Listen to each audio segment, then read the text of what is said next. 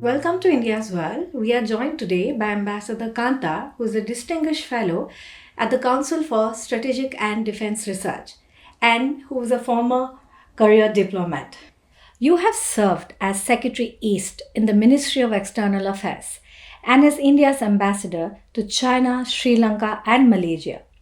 With your deep expertise in India's neighborhood, particularly China and South Asia, you bring valuable insight to our today's discussion. In just the last few weeks, we have seen major diplomatic activity. Prime Minister Modi's visit to Japan, underscoring India's Indo Pacific role, and then the SCO Summit, bringing him together with both President Xi and President Putin. On the sidelines, Modi Xi held a bilateral meeting, raising questions on whether there's a shift in the India China ties. At the same time, old concerns still linger, be it the border standoff or China's support for Pakistan. Hence, in this scenario, we would like to discuss with you what lies ahead for India's foreign policy. To start with our first question, Ambassador, how does one assess PM Modi's visit to Japan? Can it be seen as a reminder of India's real strategic direction in the Indo Pacific? We had these two very important visits by Prime Minister. First he traveled to Japan. This was part of a series of annual bilateral summits that we have between India and Japan, where leaders visit each other's country. Prime Minister was first in Tokyo, where he had very substantive meetings with Prime Minister Shigeru Ishiba of Japan. Right. He met others, and then he traveled to Sendai, another part of Japan, where he had meetings with the governors of prefectures, which are like states of India. This visit was signifying kind of importance India attaches to its relations with Japan. I had pleasure of dealing with this relationship for 4 years, in fact, when I was Joint Secretary East Asia from 2003 to 2007. That was a formative period in the relationship, but some of the building blocks were really put in place at that time, including launching negotiations on CEPA. We started defense contacts, first visit by our defense minister, Mr. Pranab Mukherjee at that time, to Japan. And we launched some really major projects like, Delhi-Mumbai Industrial Corridor, dedicated freight corridor. India became the largest recipient of Japanese overseas development assistance.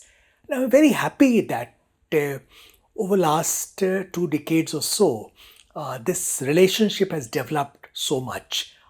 And this came across very clearly from outcomes of Prime Minister's visit to Japan, when a number of key documents were agreed upon. We have, expanded our economic relations very substantially.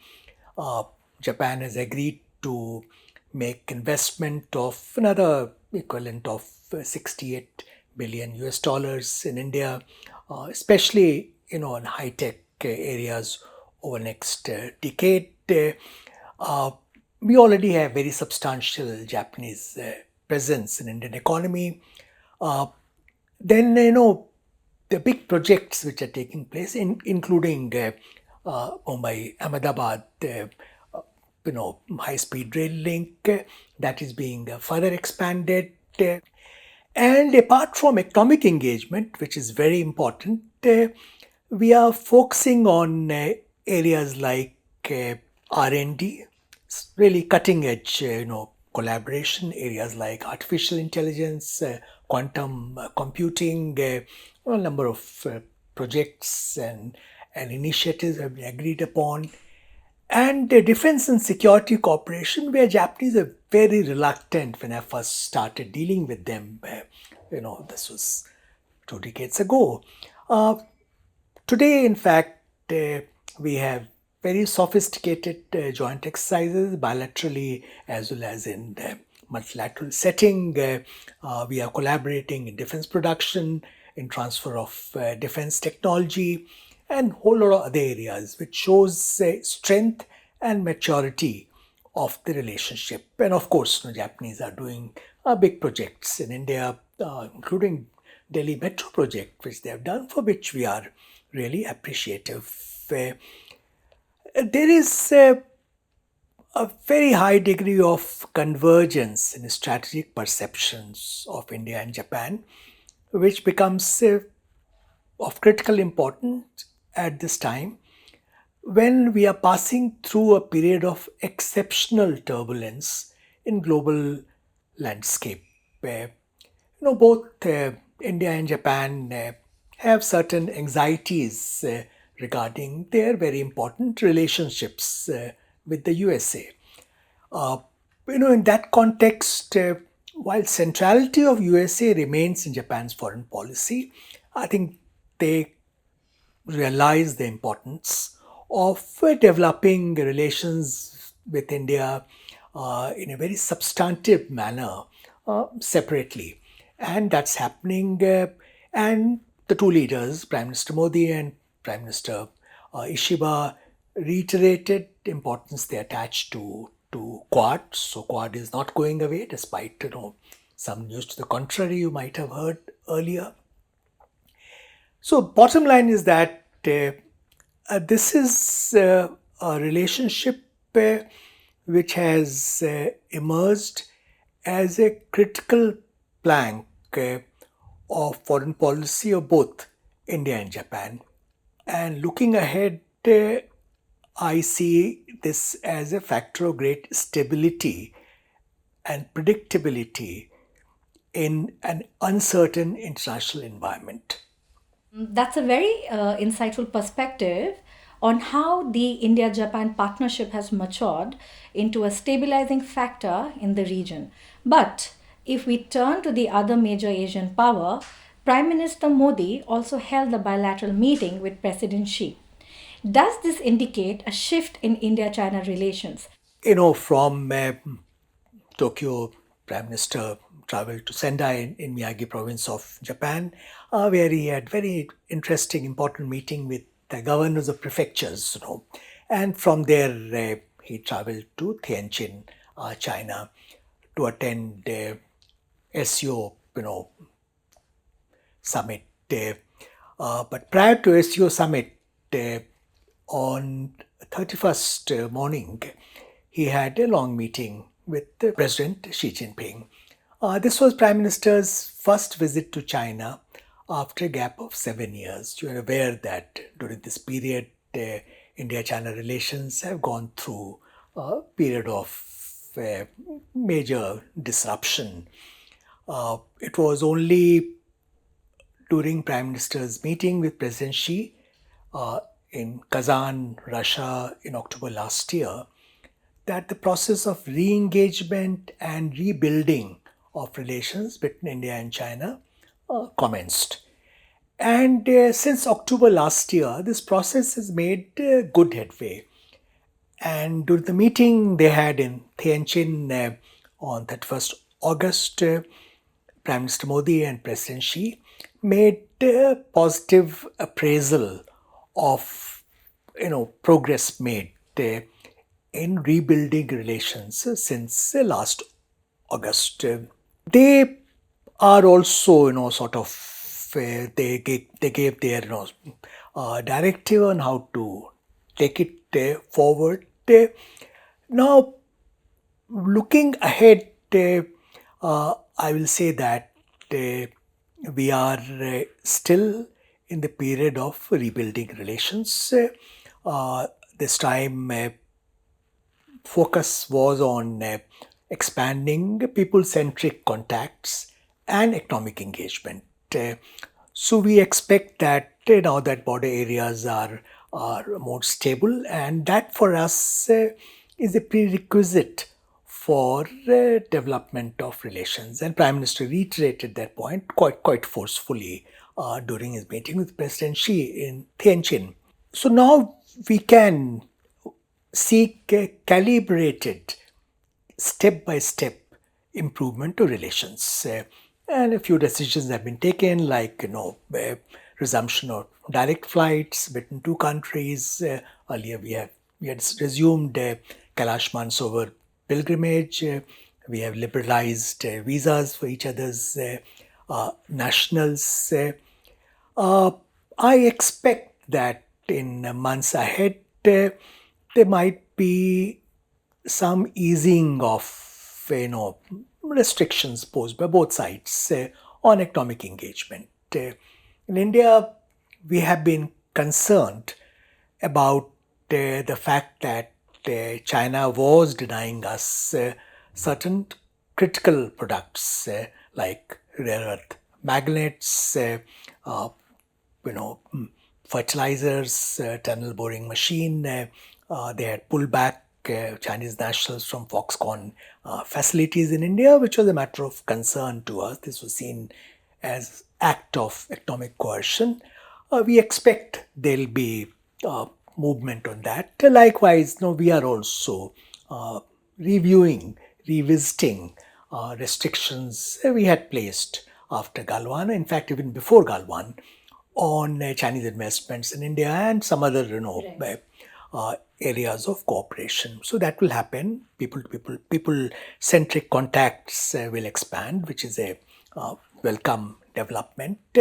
But let's be clear about some important aspects of our engagement with China.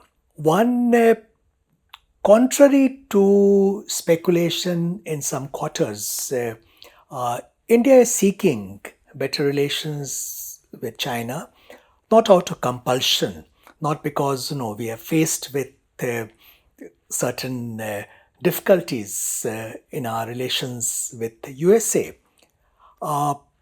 In fact, the process of improvement of relations commenced at Kazan in October last year, as I mentioned earlier. So this is not something we have initiated now. Now this process may be accelerated. So as Prime Minister conveyed to President Xi, we should not look at India-China relations through third country prism, because that's a mistake Chinese often do, which doesn't really help. So this is one that while current global environment does encourage both countries to seek better relations, but bilateral drivers of this relationship are far more important, and they will really determine a trajectory of the relationship. Now, these bilateral drivers also include addressing some problems we have, some structural difficulties we have in India-China relations. So what I see emerging is a kind of dual track approach, which was also in evidence when Foreign Minister Wang Yi of China visited India recently. One track is that we need to address border related issues with a greater sense of urgency, because after what happened in Eastern Ladakh, multiple transgressions that Chinese carried out, the efforts to disrupt the status quo there has brought the border issue back to the center stage of the relationship. So we can't wish it away. We need to address it. So some steps are being taken. We will hold more meaningful discussions on de-escalation of troops, which hasn't happened. Even now, troops of two countries are deployed in very high numbers in very forbidding terrain. So that will be discussed, but that's going to be a complicated matter. So principles and modalities will be discussed first. Secondly, when Mr. Wang Yi was here, his meeting with the National Security Advisor in their respective capacities as special representatives of two countries on the boundary question, they have also agreed to explore early harvest in boundary settlement. Now, this is a matter of some concern to me because I have been involved in these negotiations earlier. The agreement on political parameters and guiding principles of boundary settlement that we had signed in April 2005, and I happen to be lead negotiator for that from Indian side, it envisages a package settlement and not a piecemeal approach. From what Chinese had proposed earlier, early harvest will limit it to Sikkim sector. And we had told them, look here, we're not interested in just looking at Sikkim sector because that is not in sync with the agreement to 2005. I don't know what's going to be scope of early harvest now. So this is one area that needs to be understood. Now, moving away from border issues, there are a whole lot of other problem areas that need to be addressed. For instance, you're aware of the fact that during 4-day conflict we had with Pakistan from 7th to 10th May, China provided extensive support to Pakistan. And this was quite unprecedented. It was not just deployment of Chinese weapons, but the kind of operational support they provided by way of real-time intelligence or helping Pakistan integrate their weapon systems and in so many other areas, which was a matter of deep concern to us. I presume those issues are being discussed. We are also worried about the fact that Chinese have started construction of this Mammoth hydropower project in close vicinity of India-China borders, very close to Arunachal Pradesh. This will be 3 times larger than Three Gorges project, which is at present the largest in the world. So this will have serious downstream impact on us. There are other areas. I don't want to go into laundry list of problems we have. My short point is that moving ahead, we need to address these issues while seeking stable, predictable and constructive relations with China as Prime Minister proposed. So both will have to be done in tandem. So we are not looking at any sort of reset in relations at this stage. We are still rebuilding relations. Reset is still a bridge too far. Also because of, apart from bilateral issues, there are no serious concerns about each other's strategic postures. There is concern in India that China is not willing to acknowledge India as a pole in the emerging multipolar world. In fact, they're not willing to accept multipolarity in Asia at all. So there are other issues. We need to proceed with a constructive mindset, but with a sense of realism, with the eyes wide open. Because it's a relationship which is of critical importance, but the stakes are also very high. That was a very detailed and nuanced picture, especially your point about how this is still a phase of rebuilding rather than a reset. Building on that, if we take a step back, what have been a few primary trend lines in the India China bilateral relationship over the past 5 years? Yeah. Well, let me stretch it a little bit because then I can talk about the period I was serving as India's ambassador to China. During that period, we had very focused attention paid to this relationship by leaders of both countries.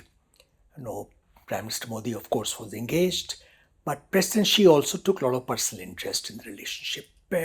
So we had very unusual, in a way unprecedented, initiatives like President Xi traveling to Ahmedabad, Prime Minister's, home state, Prime Minister receiving him there. And later, this was 2014 September, May 2015, when Prime Minister came to China, President Xi traveled to Xi'an, his hometown, to receive Prime Minister and in fact spend almost an entire day with him. This was called hometown diplomacy by two leaders. So this was a period where despite difficulties, I think relationship was moving ahead uh, in reasonably positive direction. But gradually, what happened that problems started accumulating, they started surfacing. A very strong attempt was made by Prime Minister to address those issues through what is known as the informal summits. So there were two informal summits, one in Wuhan, China, one in Mamallapuram, India. There were, in fact, 18 or 19 summit level meetings between Prime Minister Modi and President Xi between 2014 and 2019. But we had also had, major intrusions in Demchok and Chumar in 2014. Then we had Dolam or Doklam episode in Bhutan in 2017. Though they were addressed at that time, but underlying issues remain unresolved. And most inexplicably, we had the amassing of troops by China, opposite line of control, actual control with India in eastern Ladakh in April, May 2020, and multiple transgressions across line of actual control, a major attempt to disturb the status quo, which was in complete violation of several agreements two countries had signed on respecting and observing the line of actual control, not changing it unilaterally. And I was involved in negotiating some of those agreements. So that completely disrupted India-China relations. In fact, it was conveyed very categorically by us to China that state of borders will determine state of relations. If borders are abnormal, if they're disturbed, then relationship will also remain abnormal and disturbed. So we had, this prolonged period. Galwan, we had clash where 15-16 June night in 2020, resulting in fatalities on both sides. Though process disengagement started, it took quite some time. It was only in October last year that it was more or less completed. There's still some unfinished business which has not been completed. Then Prime Minister, as I mentioned earlier, had a meeting with President Xi in Kazan. So we got over, we started getting out of that very difficult, rough patch we had entered following Chinese transgressions in eastern Ladakh. And as I explained earlier, we are today in the process of rebuilding relations. And it's going to be a difficult and protracted process because, basic paradigm that governed India-China relations and which was in place for 3 decades has broken down. We don't have any framework for managing relations, a paradigm for managing relations. So new equilibrium has to be found. A new paradigm has to be forced. Now this will require strategic patience on our side. This is not something which is going to happen overnight. That's why I know people like me, we are arguing that we seek better relations with China, no doubt about it. But talking about a reset, at this stage, it will be premature. You have traced the shift from engagement to disruption and now to a cautious rebuilding phase. If we widen the lens, how would you assess the SCO Summit in terms of its objectives and its outcomes? Now, Shanghai Cooperation Organization, as you know, it has emerged as an important regional organization. It was expanded, so now it has 10 members.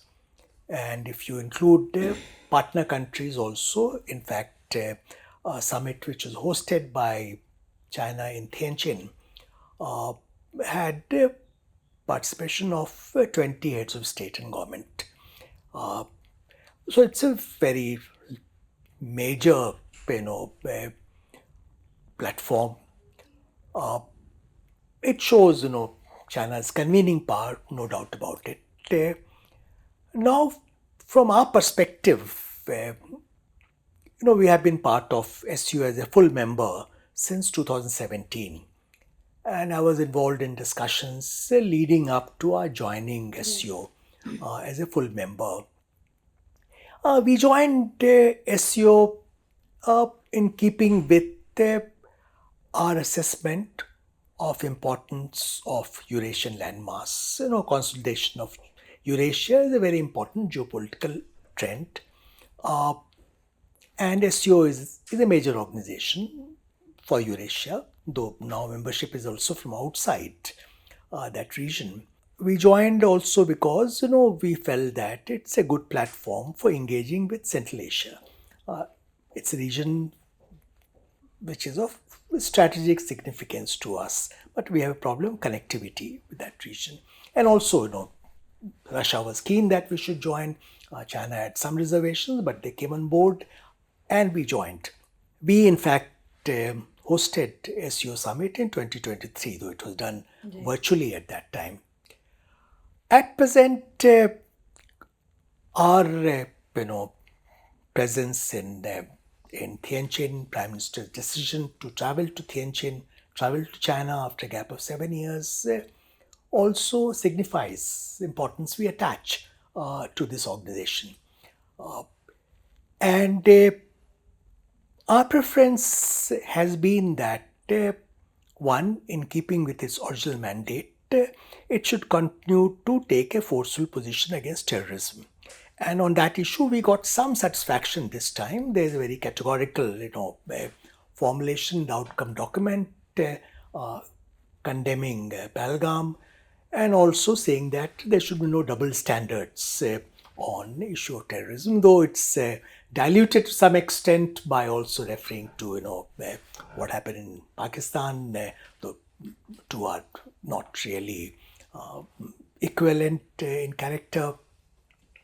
So terrorism, one issue.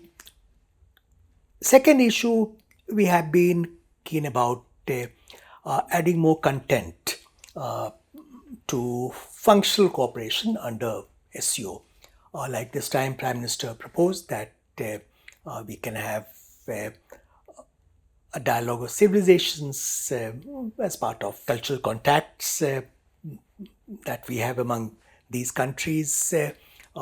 We had earlier taken initiative on startups. There are other areas. So also China brought back a proposal, which is the discussion for some time, to set up SCO Development Bank. And by and large, I think we are supportive of that. So we would like to see more content being added to the agenda of SCO, which will be useful for partner countries, member countries and partner countries. But we don't quite look at SCO as an anti-Western platform, as some countries, in fact, try to project. As I mentioned earlier, in our relations with China, we make it very clear that let's not look at it through lens of third countries, USA being a country in mind for that. This time also, if you look at the outcome document, yes, there is criticism of unilateral measures taken by USA without naming USA. That's a matter of concern to us also. But we don't see SCO from our perspective as a kind of anti-US arrangement being put together. That's not our agenda, that's not our objective. SCO remains a relatively limited organization so far in terms of its achievements. It has good prospects. We know that China would like to develop it in certain direction.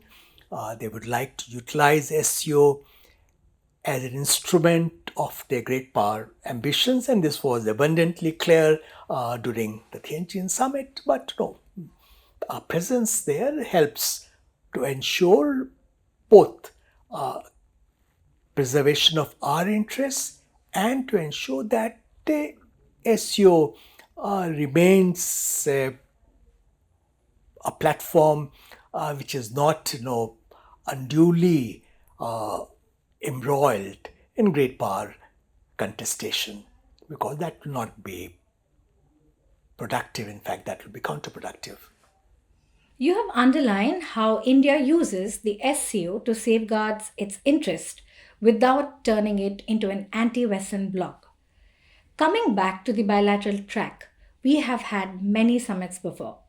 There was the Kazan meet, then Wuhan, as well as Mamallapuram. And every time there were expectations of a positive turn. Could this time be different? I think we need to explain to our audience that summit level meetings also fall in different categories. You have bilateral summits, which are focused on, bilateral issues, also other issues, but they are arranged in bilateral context. Like, you referred to Wuhan summit earlier, part of informal summits Prime Minister Modi had with President Xi. That was a bilateral summit. Likewise, Mamallapuram was a bilateral summit. Kazan was on margins of multilateral conference, and same is true of Tianjin. This was also on margins of a multilateral conference, in this case, SCO Summit. Generally, our expectations from these meetings, which are organized on margins of multilateral conferences, are less substantive, more modest. Yet, Kazan played a very important role, as I explained earlier, in commencing the process of re-engagement of India-China ties, which had been badly damaged and interrupted because of what had happened in eastern Ladakh. And good progress has been made since 23rd October 2024, when Prime Minister Modi met with President Xi in Kazan. Now, Tianjin meeting on 31st August has consolidated that process. It has taken it forward. I've already talked about some of the outcomes of Tianjin meeting. I would like to add one point here, that while we maintain that India-China relations shouldn't be seen through a third country lens, as Prime Minister conveyed to President Xi in Tianjin, the fact remains that prevailing global environment does impact this critical relationship, especially at this moment when we are passing through a period of exceptional turbulence and uncertainty. And part of it is caused by what President Donald Trump of USA is doing in his second term. We are all aware of the fact that after developing steadily in a positive direction for 25 years or so, our relations with USA have hit a rough patch. We are getting a whole lot of negative signals from Washington, D.C. President Trump, in his own wisdom, had decided to impose tariff of 50% on imports from India, which is unjust and unreasonable. He keeps making pronouncements which are, to say the least, not in good taste. Same is true of US administration officials.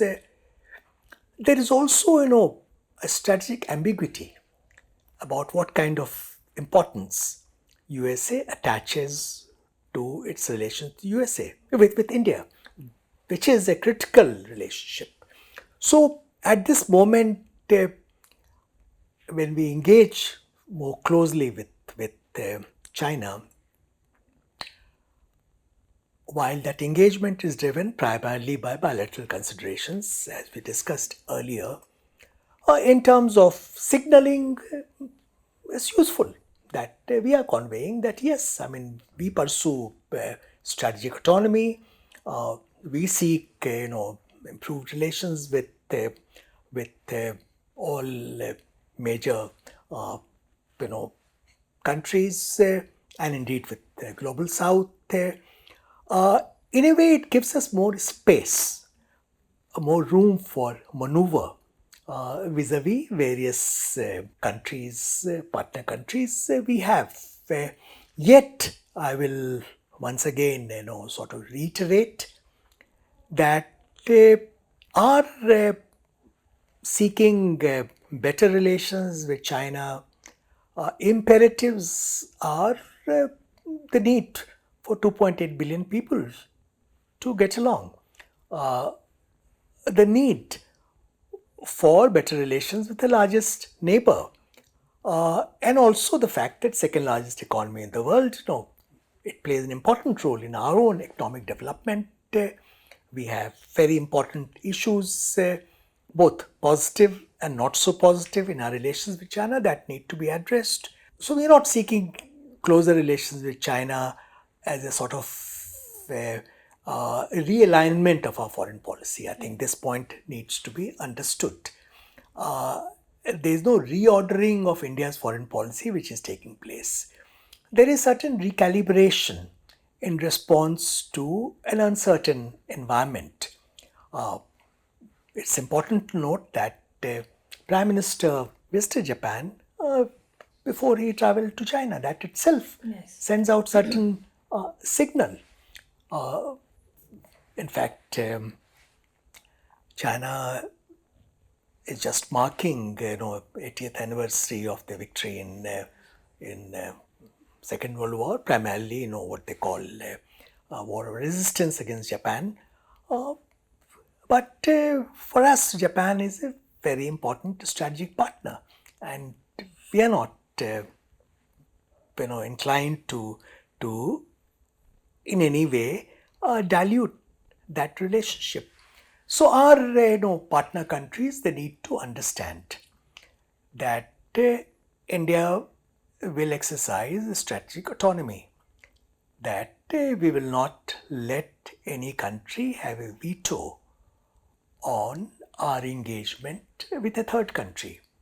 But that strategic autonomy does not mean that by seeking better relations with China, we are anyway sort of moving away from a strategic partnership with USA. That remains very important for us. Ambassador, we saw visuals of President Putin, Prime Minister Modi, and President Xi sharing a warm moment, including PM Modi riding in President Putin's limo.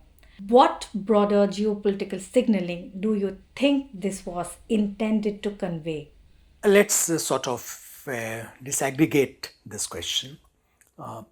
First, Prime Minister's interaction with President Putin. We have a very substantive and strategic partnership with Russia. It's one of the most durable relationships that we have, and we never lose sight of the fact. Recently, as you're aware, both our Minister of External Affairs and National Security Advisor visited Moscow, and both of them called on President Putin. President Putin is likely to visit India later this year. And when in Tianjin both leaders were there, they had a substantive bilateral meeting, and they happened to travel together in President Putin's limousine, Aurus limousine, which attracted a lot of attention. But bottom line is that from India's perspective, our closer the relationship with Russia, are developing partnership in various areas, whether it be defense and security or energy, procurement of oil, and in other areas, is something which will continue. And this is an important element of our strategic autonomy. And this is in keeping with traditional ties we have maintained with Russia. That's why in India there has been very strong negative reaction to certain signals coming from the West, particularly from USA, but to some extent also European Union, saying that India is enabling Russia's invasion of Ukraine by purchasing oil from Russia. Now let's be clear about the fact that number one, we are not the largest buyer of Russian oil. China is the largest buyer. Number two, the largest purchaser of Russian LNG is in fact European Union, Europe. Number three, when there were certain restrictions on Russia selling its oil, crude oil, in fact, we were approached by Western countries, including USA, that please do purchase oil from Russia, because otherwise, the stability of global oil market would have been completely disrupted. And oil prices would have gone up very substantially. Knowingly, the European Union, which is buying a whole lot of gas, LNG from Russia, has been purchasing, finished petroleum products from India. So now they're telling us that we are enabling Russia's invasion of Ukraine is really a case of hypocrisy and double standards. So I wanted to clarify that point. Now, as for signaling, these are not, these are substantive engagements. Idea is not to signal, President Putin might have asked Prime Minister to go along in his car. They wanted to have some more discussion. So Prime Minister went along with him. It wasn't meant to be a signal to anyone. Likewise, three leaders happened to be chatting together. Prime Minister Modi, President Xi and President Putin. And they happened to be, smiling. A moment which was caught in camera. I don't think that was meant to be a signal of India, China, Russia, Troika, as some people are trying to make it out to be. There is no such, I'm not aware of, at least I'm not part of the government, but what I can understand from outside, there is no such strategic realignment in the works. That's not happening for many reasons, partly because we have, as we discussed earlier, serious problems in our relations with China. China remains our primary strategic challenge. So, making a sort of strategic troika involving China at this point of time, clearly, that's not a realistic proposition. These signaling people are witnessing, yes, if they think that, India is doing good business or trying to improve relations with Russia and China, so be it. We are trying to do that. But it's not, any kind of ganging up which is happening. As I mentioned earlier, this doesn't involve trying to downgrade our strategic partnership with the USA, notwithstanding negative signals coming from Washington, D.C. In fact, we would like that relationship to stabilize as early as possible. You would have seen comments made by our Commerce Industry Minister that we hope that India-US bilateral trade agreement will be finalized by November this year, and we get over the present hump, the present disruption that we have in our relations with the USA. So, if I follow you, it's not a troika, but a reflection of India's durable ties with Russia. You also noted hopes for a reset with Washington. In that case, how would a positive reset with US in the future affect the ongoing trends in India-China relations? First, I would not like to call it a reset. Yes, I mean there's a period of disruption, of heightened stress in our relations to USA. There's no doubt about it, and it's largely because of actions taken by second Trump administration. But you'd have seen a very measured response from India.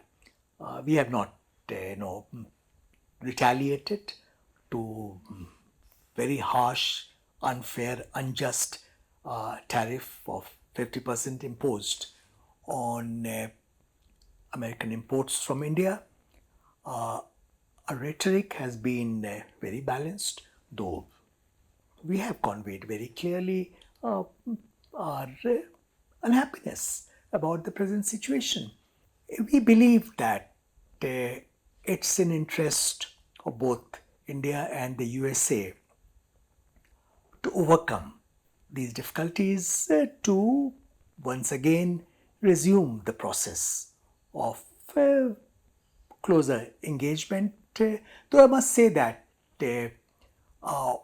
what has been done in recent months will leave a lasting impact, because it has undermined basic strategic trust in India vis-a-vis USA. As you're aware, there's always been a body of opinion in India which is quite influential, that you can't rely on the USA, that they will let you down. I think those people will feel vindicated. Yet, I will argue that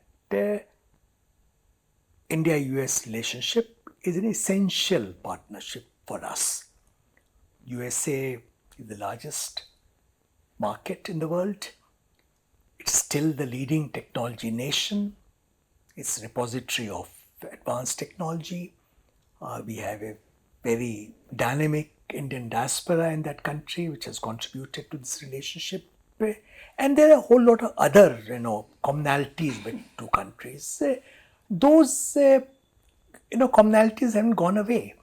In fact, notwithstanding these negative signals I referred to, in many areas relations are still progressing fairly smoothly, including in terms of economic commercial ties, investment from USA into India, from India into USA, technology collaboration, defense and security partnership. By and large, those linkages have not been affected, and we would like to conserve, that healthy core of the relationship, even while we try to address, problems which have surfaced recently.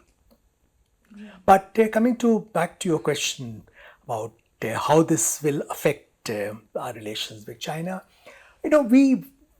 as we don't look at India-China relations through prism of USA, likewise, if we can get back to a more positive trajectory in our relations with USA, it's not that we lose interest in China.